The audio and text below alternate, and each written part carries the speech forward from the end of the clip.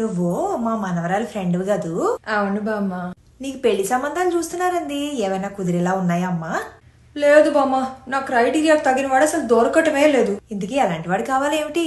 నేను చేసుకోబోయేవాడు హీరోలాగా ఉండాలి, super intelligent, smart, fit ఉండాలి, బాగా సంపాదించాలి, చాలా బాగా మాట్లాడాలి, వంట కంపల్సరీ వచ్చి ఉండాలి, ఇంటి పని అంతా నాకు సాయం చేయాలి, కానీ నేను చెప్పినట్టే వినాలి, నన్ను మహారాణిలాగా చూసుకోవాలి, మా పేరెంట్స్ అయితే తన సొంత పేరెంట్స్ లాగా చూసుకోవాలి. వాళ్ళ పేరెంట్స్ ఎప్పుడైనా వచ్చి 1-2 రోజులు ఉంటారంటే ఓకే, కానీ నన్ను వాళ్ళతో కలిసి ఉండమంటే మాత్రం నా వల్ల కాదు. ఇక అన్నదమ్ములు అక్క చెల్లెలు ఉంటే అనవసరమైన తలనొప్పి, సో వాళ్ళెవ్వరూ ఉండకూడదు, ఏ రెస్పాన్సిబిలిటీస్ ఉండకూడదు. అయితే ఇంకేమమ్మా, వెంటనే వీడి చేసేసుకో.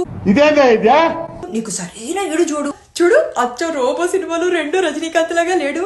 పైగా నువ్వు కోరుకున్నట్టు అక్క చెల్లెళ్ళు అన్నదమ్ములు ఎవ్వరూ లేరు, అసలు అమ్మా నాన్నే లేరు, కాబట్టి గొడవే లేదు, ఏ బాధ్యతలు లేవు, ఉండవు. నువ్వు ఎంత చెప్తే అంత. మీ నాన్నని ఓ 30 నుండి 85 లక్షలు రెడీ